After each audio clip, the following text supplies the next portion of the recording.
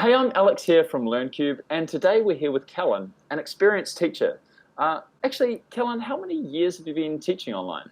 So I've been teaching online for over 6 years, and I've been using LearnCube for about 2.5 years. Let's say the class has begun, you're the student, and you say, "Oh, Kellen, sorry I didn't send you the email earlier. I was busy. I've just sent it now."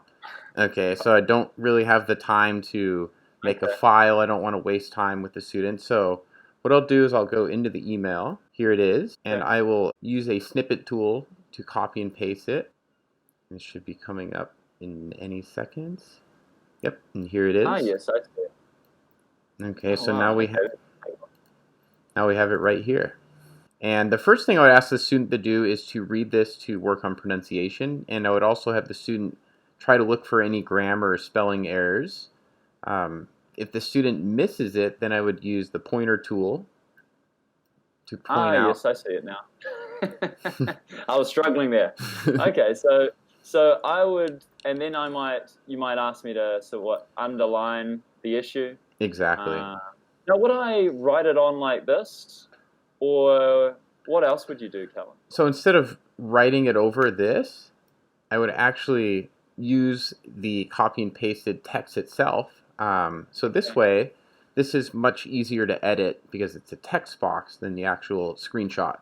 So here we could either put what it actually should be below it, or we could just change it in the text box itself.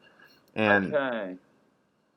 So either I put that kind of there, or actually here, I just change that straight in. exactly. Got it. Let's say we finish our editing.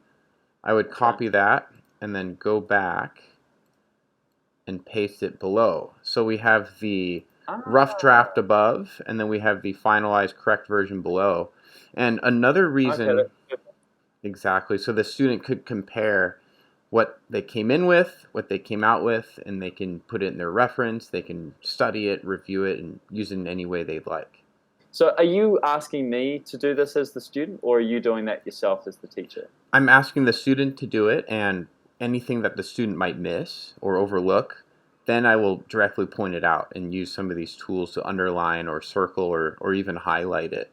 And Yeah. then Okay. that way the student is more focused on the specific area, and it might, a light bulb might go off after I've underlined it. Okay. That's really clever. Thank you so much for that, Kellen. I'm sure a lot of us will use this tool a lot more often, and it's just interesting how some of these simple tools, once they're well used, make a big difference to a lesson. Thanks again, Absolutely. Kellen. My pleasure. Thank you.